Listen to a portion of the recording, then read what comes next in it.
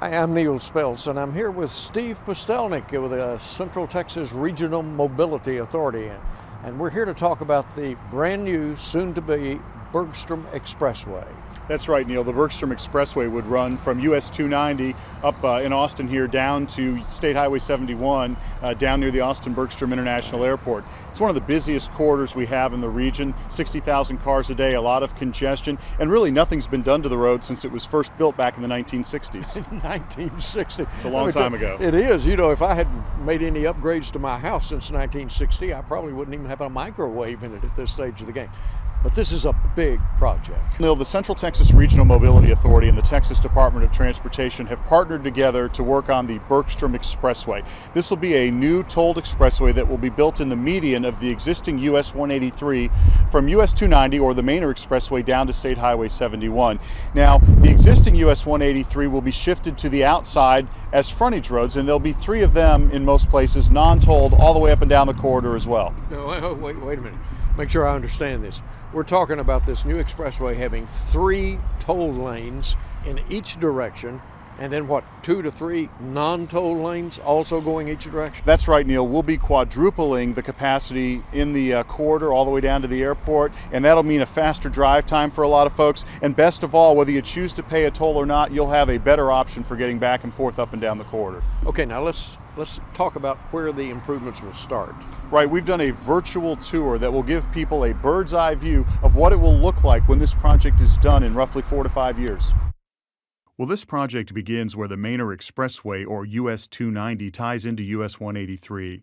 In addition to the new capacity for cars, we'll also be adding on-street bicycle lanes and upgrading the pedestrian facilities in the corridor. There'll be new sidewalks that are being added, as well as a shared use path, which is a 10-foot wide sidewalk that is designed to accommodate two-way traffic for both bicycle and pedestrians.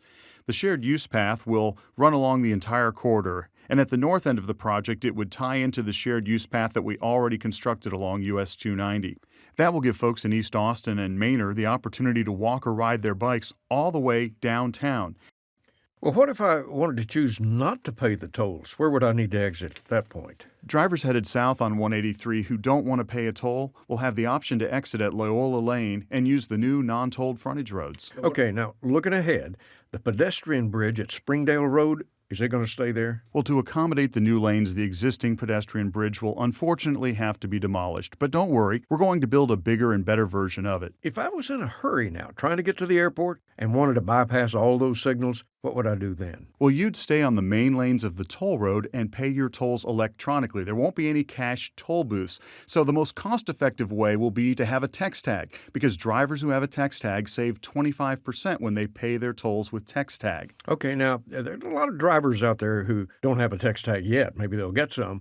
But if they don't have a text tag, what happens then? Well, we want them to be able to use the road too. So we have a program called Pay by Mail. We have cameras that'll take a picture of your license plate and will send you a bill in the mail. Well, Steve, does every vehicle that roars down the expressway have to pay a toll? Well, no, we do have a few exceptions. People who are on transit buses, those buses don't have to pay a toll. Emergency vehicles, of course, they don't have to pay. And military vehicles are also exempt from toll payment. Now, Steve, if you lived in Austin for a while, I think you'd notice a change at the intersection we're touring right this minute, 183 and 51st Street. What's happening for drivers there?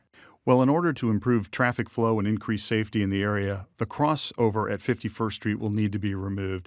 And to make it safe for bicycles and pedestrians in the area, we'll be constructing a bicycle and pedestrian overpass leading over to the YMCA.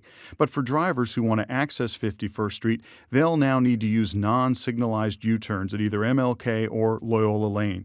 This would take about the same amount of time as sitting at the traffic signal at 51st Street, and in some cases could actually be a little faster. Now, Neal, do you see that orange bypass lane there that takes you under the Martin Luther King Jr. Boulevard interchange? Oh, yeah, the one's kind of on the inside there.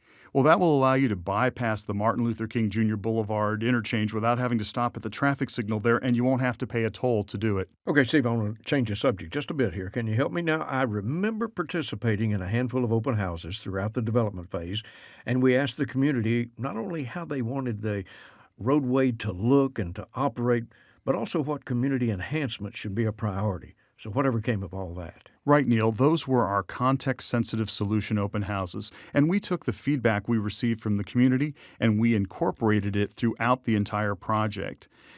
At different locations, you'll see enhanced landscaping that uses native grasses and large tree groupings to provide unique identities to the many different neighborhoods along the entire corridor. Also I see the same type of changes we talked about at 51st Street, right here by the Technicenter Drive area. That's right. Just like at 51st Street, we are removing the crossover at Technicenter Drive in order to create a smoother and safer flow of traffic. Okay, let's keep moving south now along Bergstrom Expressway and kind of look ahead at the overpass at Baum Road. Now, this looks like it's being removed. Can you tell me why that is, Steve? Well, this change makes it safer for drivers by reducing weaving in the area and turning movements at the ramps. Now, drivers will need to use a non-signalized U-turn at Boggy Creek or the Colorado River to access Baum Road. Well, I'll tell you what now, Steve, we're nearing the end, but this is a problem. We're coming up on the Colorado River, and that Montopolis Bridge area has been a bottleneck in Austin for years, heading on out to Bergstrom Airport. So what's going to happen here? That's a big construction project to try to get across that narrow bridge as it currently exists. Well, this is a complicated area, Neal. We've got a lot of roads coming together in this area. You have 1st and 5th and 7th and Airport Boulevard, as well as US 183. So it's a very complicated interchange for us to construct. So coming up here, we're going to see how all that interchange is going to piece together, color-coded, so you can understand how it will operate. So as we rise up above the roadway right now, we're just to the north of that big, complicated interchange. And we're going to start seeing the blue lines here in just a second for the main lanes that will continue across the Colorado River. And that'll be some new bridges that are constructed there for the main highway. So here they are. The blue lines are going to come across. And then that's the Bergstrom Expressway that you'd pay a toll to drive on. But if you want to drive for free, there's your yellow frontage road lanes that will carry you across. And here are your roads into and out of downtown via Airport Boulevard, 1st, 5th, 6th, 7th, you name it, all those other roads. And then some of the U-turns that we talked about earlier to get you back and forth up and down the highway. And the red line for that bicycle and pedestrian facility that will eventually tie into the Lance Armstrong Trail. Now we're going to continue across the Colorado River, heading up towards Montopolis. Well, now look, Steve, to the right, there's that old bridge, the truss bridge. It's just been there forever. Yeah, we're going to be decommissioning that bridge, and that just means not allowing cars to drive over it anymore. Instead, it'll be turned into a bicycle and pedestrian facility that takes the shared use path across the Colorado River in a very safe environment for bicyclists and pedestrians. Okay, we're coming into the Montopolis area there, Steve. Let's talk about that for a minute. Yeah, at this point, we're going to be rebuilding that Montopolis Bridge, making it wider with additional lanes. I should also point out in this area that for cyclists, we will be continuing the bike lanes on the frontage road southbound all the way down from Montopolis to Patton. There's some really large oak trees in this area. It looks like you've saved them, and that's really great. But what happened to the Vargas Road crossover? Well, that's another cross street that we had to remove, but we added a new overpass at Patton Avenue for drivers who are heading north. This will help folks who are heading south on 183 that are trying to get over to the Callahan's General Store area. Okay, we're coming up on a pretty interesting situation right now. Getting to the airport, and you've got eastbound Highway 71 and tie into 183. How's that all going to work? Well, this is going to be another major interchange for us to build, Neal. And so, again, we're going to have our color coding come in here to help us understand how this intersection or interchange is going to work. So here you see the blue lanes coming in from the Bergstrom Expressway connecting to 71 with some direct connect ramps that fly over. The yellow is the existing US 183 continuing on to the south. And then you see 71 coming across through the existing interchange. Plus you see some of those red bicycle and pedestrian facilities that are tying everything together.